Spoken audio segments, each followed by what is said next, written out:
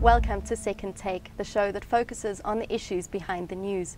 New Year reports of Japanese scientists achieving a synthetic palladium breakthrough have been greeted with skepticism. Mining Weekly editor Martin Creamer is in the studio to tell us more about this. Welcome, Martin. Thanks, Shannon. What are the chances that a synthetic palladium has actually been created? Commercially, I don't think it's going to make an impact at all.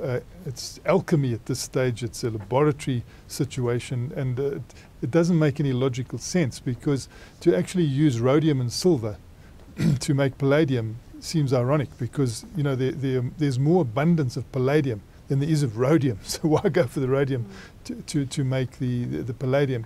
It just doesn't make sense. I think it's more of an academic exercise that may be linked to rare earths, because at the moment, you know, China's created quite a bit of imbalance in the market for rare earths, because it's cutting its exports this year by 35%. This has caused a scramble, and I think that the pursuit by these Japanese researchers was more for rare earth substitutes, and they feel that the formula they've got for palladium might be applicable to other rare earths, and that might save the day for rare earths.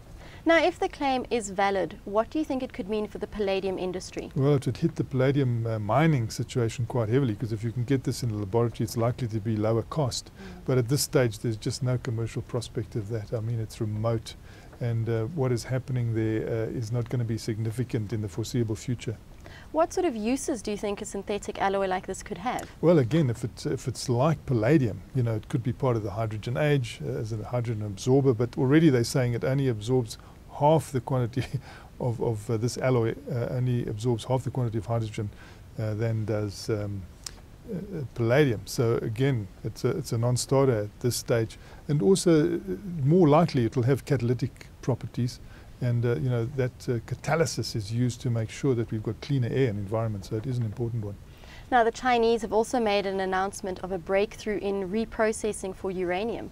What's that story? Yeah, that was another Christmas period breakthrough that we've had from the East. First palladium from the Japanese, and then uranium from the Chinese, and I think the Chinese claims were even more grandiose, that they'd have supplies of uranium for the next 3,000 years. The market isn't taking that seriously. I don't think they believe what the Chinese are saying there. Also, you know, there's always been this prospect of uranium breeding in the long term that might inhibit mining a little, but it's a long way off, and certainly I don't think the Chinese have reached that level. Nobody does think that. We saw the uranium price actually lift slightly after this announcement, and no panic within uranium ranks at all, and mining continuing. So again, skepticism with regard to this breakthrough, and I don't think we're going to see much out of those two actually have a commercial impact. Well, it looks like 2011 has started with a bang, and I hope there'll be more surprises in the year. Yeah, there could be. Thank you very much, Martin. It's a great pleasure, Shannon. That's the show for today. Join us again next time for more news and insight into what's happening in the mining world.